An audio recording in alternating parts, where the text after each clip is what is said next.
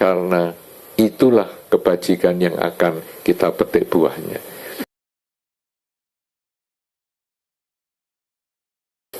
Satu kesempatan baik yang telah diajarkan di dalam Dhamma bahwa seorang umat Buddha hendaknya dapat menghormat mereka yang patut dihormat.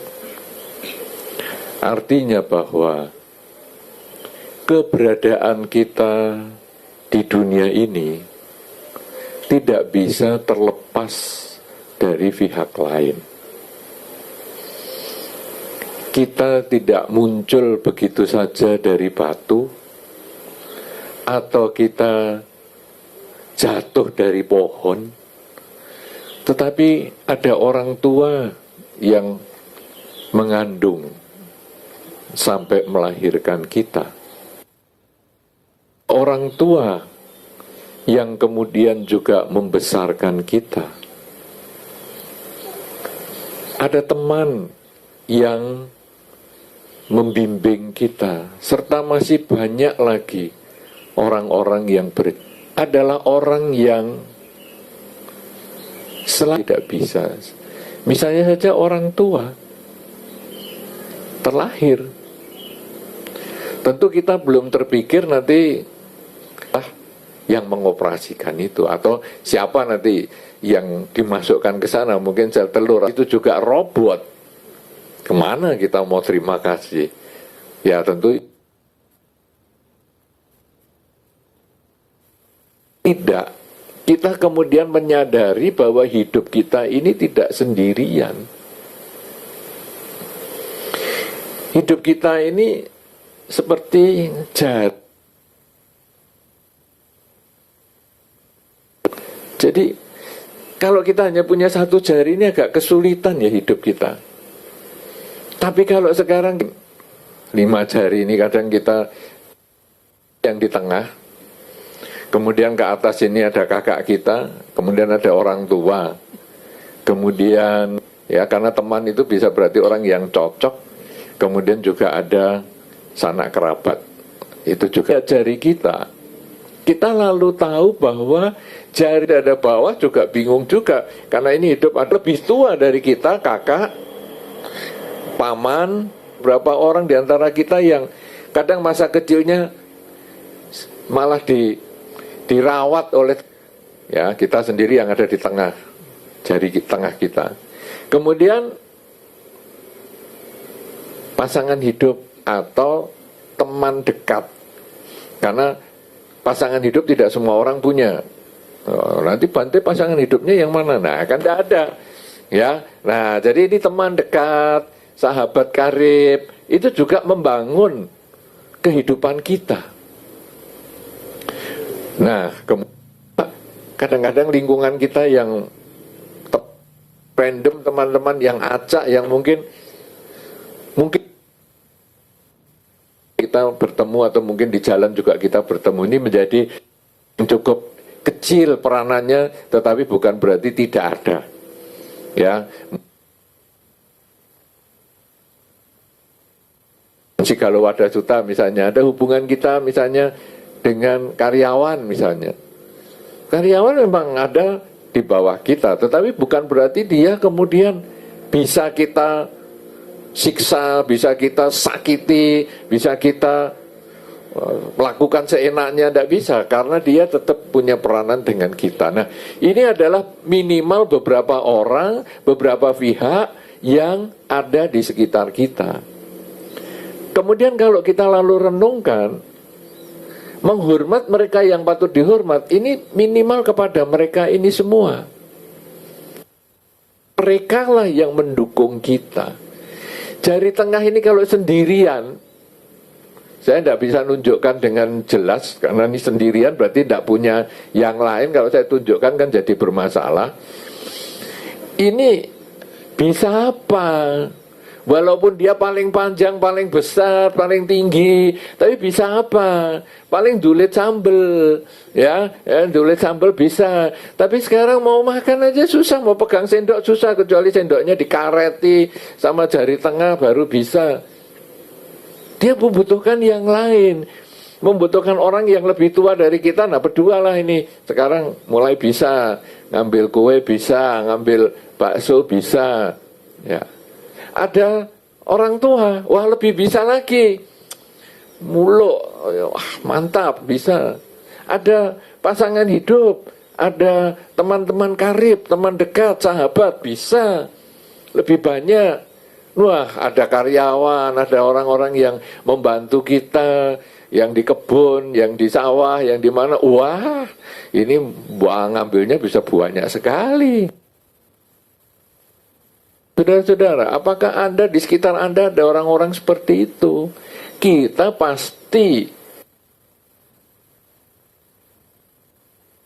Nah, di dalam salah satu kan adalah menghormat mereka yang patut dihormat, itu adalah berkah utama. Nah ini, orang yang lebih tua dengan kita bersahabat, kita juga menghormati orang tua kita. Ketika orang tua kita punya kesibukan, kita membantu, itu termasuk merawat mereka yang masih hidup. Tetapi ketika mereka meninggal dunia, kita pun juga perlu mengingat yang ini disebut dengan pelimpahan jasa. Pelimpahan jasa ini sebetulnya adalah, istilah itu adalah bahwa saya berbuat baik atas nama mereka. Apakah saya bahwa mereka yang menanam padi, tumbuh padi, saya berbuat baik? Kan saya sendiri yang memetik, betul. Itu Anda juga pernah ngalami, misalnya Anda nih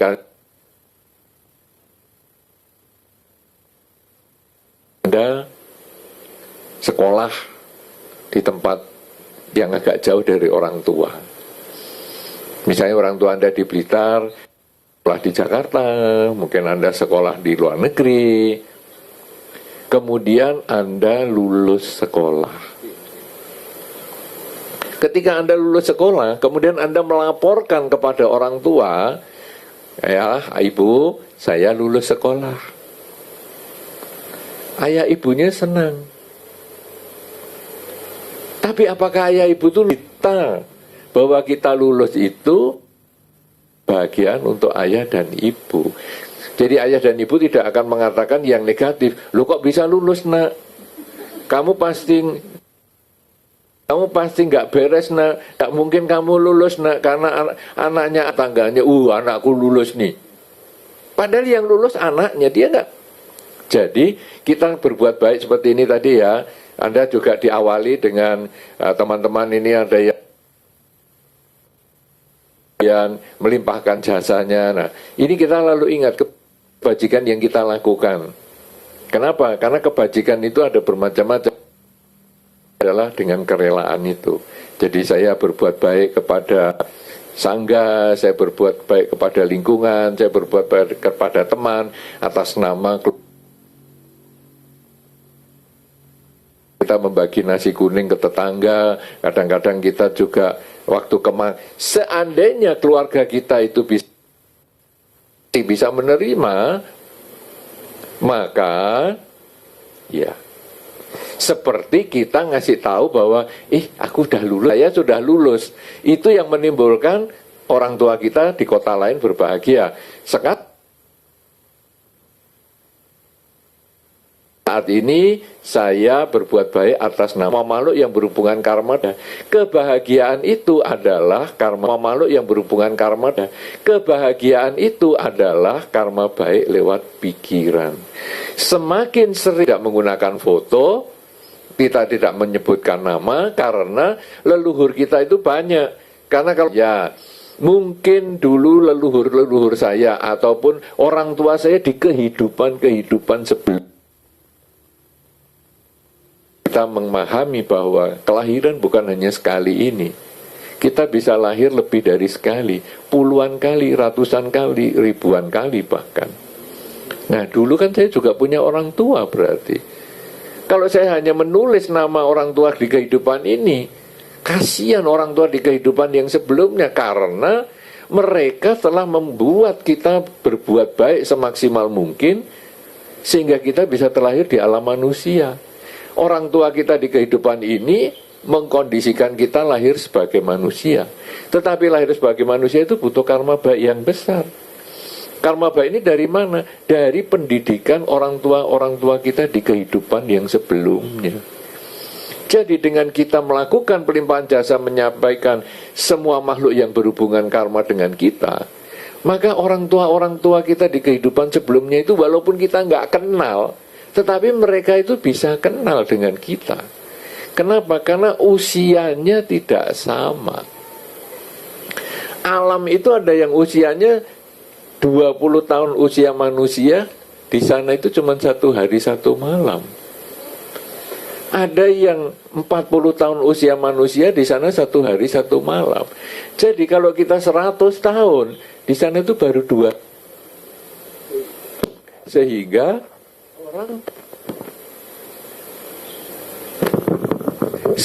orang itu masih mengetahui, makhluk itu masih mengetahui, loh ini kan anakku. Kenapa? Karena dia baru 2 hari, kita sudah 80 tahun. Nah, jadi dulu kita sudah lahir, kemudian sekarang lahir lagi, umur kita sekarang 20, yang dulu 60, kita baru 80 tahun. Dari kehidupan dulu dengan sekarang. Nah, orang tua kita ini di kehidupan sebelumnya baru 2 hari. Jadi dia bisa tahu. Nah, dengan kita melakukan pelimpahan jasa kepada mereka, semua leluhur, semua makhluk yang berhubungan karma dengan kita, mereka akan bahagia. Aku masih diingat ya. Karena kebahagiaan itulah yang ditumpuk terus-menerus, karena kita sering pelimpahan jasa, mengkondisikan dia mati dari alamnya untuk terlahir di alam bahagia. Nah, saudara-saudara, apakah kebajikan itu hanya pelimpahan jasa saja? Sebetulnya pelimpahan jasa ini hanya salah satu dari perbuatan baik. Perbuatan baik yang selain pelimpahan jasa adalah, yaitu kalau kita bisa menghormat mereka yang patut dihormat. Itu juga perbuatan baik. Kenapa? Karena kita lalu ingat, iya ya, si A, si B, si C ini kan orang yang berjasa kepada kita. Itu juga perbuatan baik. Selain itu apa lagi? Masih banyak lagi. Yaitu melaksanakan kemoralan. Tidak membunuh, tidak mencuri, tidak berzina, tidak bohong, tidak mabuk-mabukan. Itu juga perbuatan baik. Kenapa demikian? Tidak membunuh. Makhluk yang kita bunuh, biasanya kalau kita umat Buddha yang sekarang ini kita sudah memahami Dhamma, makhluk yang kita bunuh itu adalah makhluk yang kita tidak sukai. Ya memang dulu ada makhluk yang kita sukai malah kita bunuh. Ayam, mau bikin ayam goreng, itu kita bunuh. Ya, tapi kalau umat Buddha yang sudah memahami Dhamma kan sudah tidak begitu beli bangkai di pasar, kepiting. Dulu kita suka, kemudian bunuh. Ya, tapi kan sekarang kita sudah memahami. Jadi akhirnya yang kita bunuh itu adalah yang kita nggak suka. Misalnya apa? Di rumah ada tikus, bunuh. Itu sudah nggak untuk digoreng, tapi adalah untuk dibuang. Ya, jadi kucingnya sudah nggak bisa nangkep tikus, akhirnya yang punya kucing yang ngurusi tikus. Dan tikusnya sudah dibunuh, dikasihkan kucing, kucingnya ya nggak mau. Jadi ya akhirnya ya dibuang. Kemudian ada kecoa juga begitu. Jadi kita membunuh karena kita nggak suka. Tapi sekarang dengan kita melatih 5 sila, tidak membunuh, mencuri, berzina, bohong, dan mabuk-mabukan, sebetulnya kita melatih punya pikiran yang baik. Karena 5 sila ini sebetulnya isinya adalah tentang kebencian. Loh, mencuri kok kebencian? Mencuri itu karena kamu punya, aku nggak suka kamu masih punya. Jadi aku ambil punyamu. Itulah mencuri.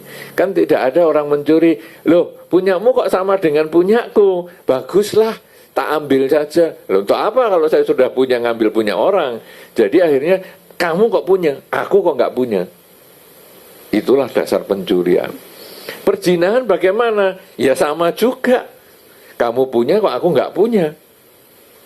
Itulah terjadi pasangan hidup yang muter-muter kemana-mana. Kebohongan apa itu? Kebohongan itu tidak suka kalau diri kita ketahuan jeleknya. Misalnya ditanya, kamu sudah mandi belum? Sudah mandi, padahal belum. Sudah wangi, semprot sana sini. Ya, jadi artinya apa? Karena takut ketahuan jeleknya.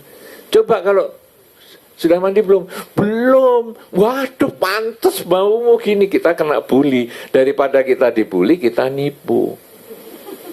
Jadi sebetulnya pelaksanaan sila itu adalah karena kita tidak suka dengan objek-objek yang kita langgar itu. Lah mabuk-mabukan gimana? Mabuk-mabukan itu menimbulkan perilaku yang 4 tadi. Anda pernah ketemu orang mabuk? Kalau pernah coba tanya, kamu mabuk enggak? Enggak mabuk. Lah mukamu merah, memang muka saya merah kok. Lah itu orang mabuk ditanya sudah bohongi. Kita sudah jelas baunya kayak gitu, dijak ngomong enggak jelas, masih ngomong enggak mabuk. Nah, jadi 5 sila itu adalah kalau kita latih tidak membunuh, mencuri, berzina, bohong, dan mabuk-mabukan, itu adalah termasuk kebajikan juga. Selain pelimpahan jasa tadi, kita menghormat mereka yang patut dihormat, kemudian kita juga melaksanakan kemoralan, mendengarkan dhamma ini juga termasuk loh karma baik. Baik Anda yang berkumpul di tempat ini, di Wihara Bodhigiri, maupun Anda yang berada di rumah masing-masing, maupun Anda yang nanti nonton dokumentasi acara ini, itu juga termasuk berbuat baik. Dan itu juga bisa dilimpahkan jasanya kepada para mendiang, para leluhur. Lebih luar biasa lagi, kalau kita bisa berbagi dhamma. Anda sebetulnya ketika misalnya mengajak anak ke sini, ikut acara, sebetulnya itu termasuk berbagi dhamma. Kadang-kadang kan dhamma itu hanya untuk diri sendiri, ya saya mendengar dhamma, oke, termasuk kebajikan. Kenapa nggak kita ngajak keluarga kita? Misalnya Anda ikut acara ini, datang ngajak anaknya, atau Anda di rumah, anaknya panggil, sini, duduk dengerin. Atau mungkin tadi duduk dengarkan para biku baca parita sambil tangannya anjali. Itu termasuk mendengarkan dhamma, karena yang dibacakan tadi bukan kita ngawur-ngawur, itu adalah khotbah Sang Buddha juga yang sudah dituliskan. Nah, jadi kita lalu dengan sikap anjali, walaupun di rumah kita mendengarkan dhamma yang disampaikan dalam bentuk pembacaan parita. Kemudian ketika mendengarkan ceramah seperti ini, lalu kita timbul pengertian yang benar bahwa oh ya, pelimpahan jasa ini bukan hanya satu-satunya loh yang bisa kita lakukan, berbuat baik atas nama mendiang. Bisa juga loh dengan berdana, ya, bisa juga loh dengan berbuat yang benar, ya, ucapan yang benar, perilaku yang benar, ya, tindakan yang benar, bisa juga loh. Kemudian bisa juga loh melatih kemoralan, ya, bisa juga loh. Kemudian kita mendengarkan dhamma, kemudian kita berbagi dhamma, bisa juga. Nah, jadi banyak cara kita mau berbuat baik. Bahkan ketika kita mendengarkan dhamma, kemudian kita memahami dhamma, dan itu menjadi inspirasi untuk perbuatan kita sehari-hari. Saya berusaha mencegah ucapan yang buruk, saya berusaha mencegah perilaku yang jahat, saya berusaha mencegah pikiran-pikiran yang buruk. Maka itu pun adalah kebajikan. Jadi kebajikan ini banyak sekali, dan kalau kita bisa lakukan yang banyak ini sepanjang hari, malamnya kita lalu ucapkan dalam batin, semoga dengan kebajikan yang saya lakukan sepanjang hari ini, dengan bermacam-macam kebajikan ini, semoga para leluhur, semua makhluk yang berhubungan karma dengan saya, dimanapun mereka berada. Semoga mereka berbahagia. Kalau Anda sering-sering melakukan ini, maka keluarga kita, leluhur kita, semua makhluk yang berhubungan karma dengan kita, di alam manapun mereka sedang berada saat ini, ketika menerima kebajikan yang Anda sampaikan, mereka akan berbahagia dan mereka dapat terkondisi lahir di alam yang lebih baik. Oleh karena itu, saudara-saudara, marilah kita menjadikan upacara pelimpahan jasa ini sebagai satu awal untuk kita mulai berbuat baik, bukan hanya sekedar pelimpahan jasa. Tapi marilah kita juga mengembangkan kebajikan di kehidupan sehari-hari, menyadari mereka yang berjasa kepada kita.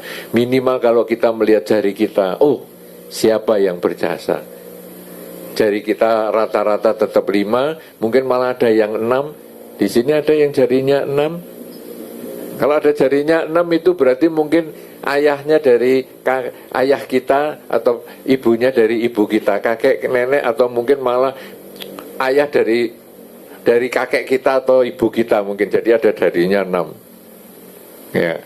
Nah, itu mereka adalah sasaran untuk kita melakukan kebajikan. Jangan hidup teman ataupun orang dekat kita, dan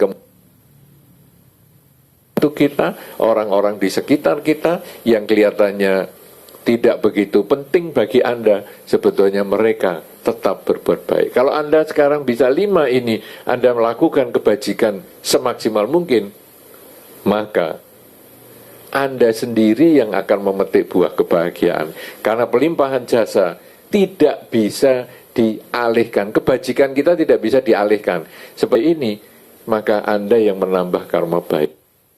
Menambah karma baik, maka yang akan memetik buah kebahagiaan. Tetapi kita masih ingat mereka-mereka yang berjasa, berarti kita semakin banyak kebajikan yang kita bisa lakukan. Karena itu, saudara-saudara, jangan sia-siakan kehidupan kita. Mumpung kita masih hidup, lakukan banyak kebaikan dan melimpahkan jasa. Karena pada saatnya nanti kita tidak hidup, kitalah yang akan menerima pelimpahan jasa. Karena hidup ini tidak pasti, kematian itu yang pasti. Keluarga-keluarga kita, para leluhur sudah meninggalkan kita. Suatu saat kita pun juga akan tidak ada lagi di dunia dan akan terlahir di alam yang lain. Mumpung masih hidup, mumpung masih kuat, mari kita melakukan kebajikan, melimpahkan jasa kepada para sanak keluarga, para leluhur yang berhubungan karma dengan kita, karena itulah kebajikan yang akan kita petik buahnya. Semoga dengan kebajikan yang kita miliki, para leluhur sanak keluarga yang telah meninggal akan berbahagia di alam kelahiran yang sekarang. Semoga Anda pun yang sudah berbuat baik akan memperoleh kebahagiaan di kehidupan ini maupun di kehidupan selanjutnya. Semoga semua makhluk, baik yang tampak maupun yang tidak tampak, akan memperoleh kebaikan dan kebahagiaan sesuai dengan kondisi karmanya masing-masing. Sabta Bhavantu Sukhita.